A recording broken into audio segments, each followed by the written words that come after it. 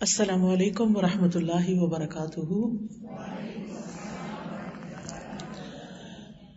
نحمده ونصلی علی رسولہ الکریم، اما بعد فاعوذ باللہ من الشیطان الرجیم، بسم اللہ الرحمن الرحیم، رب اشرح لی صدری ویسر لی امری واحلل عقدۃ من لسانی یفقہوا قولی۔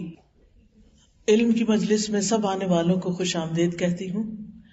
اللہ سبحانہ وتعالیٰ سے دعا کرتی ہوں کہ اللہ تعالیٰ ہمارے اس وقت میں برکت ڈالے اور ہم بہترین چیزیں سیکھ سکیں اور ہماری زندگیوں میں خوبصورت تبدیلی آئے۔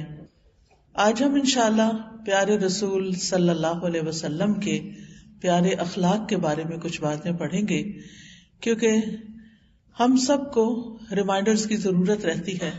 ہم سب گرو کرتے ہیں، فزیکلی بھی اور اسپرچولی بھی۔ ہمیں اخلاقی طور پر بھی ہمیشہ گرو کرتے رہنا چاہیے، کیونکہ اچھے اخلاق کی بہت زیادہ اہمیت ہے، بہت زیادہ فضیلت ہے ہمارے دین میں۔ رسول اللہ صلی اللہ علیہ وسلم نے فرمایا کہ تمام مومنوں میں سے سب سے زیادہ کامل یعنی مکمل ایمان والے وہ لوگ ہیں جن کے اخلاق اچھے ہوں۔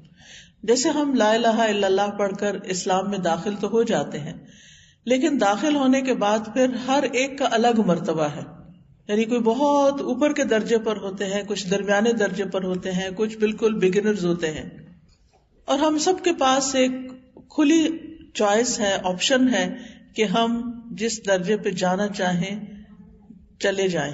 اس کے لیے تمنا کریں، خواہش کریں، ارادہ کریں، نیت کریں، کوشش کریں، لیکن اس کے لیے ان کوششوں میں بڑی اہم کوشش علم کا حاصل کرنا بھی ہے۔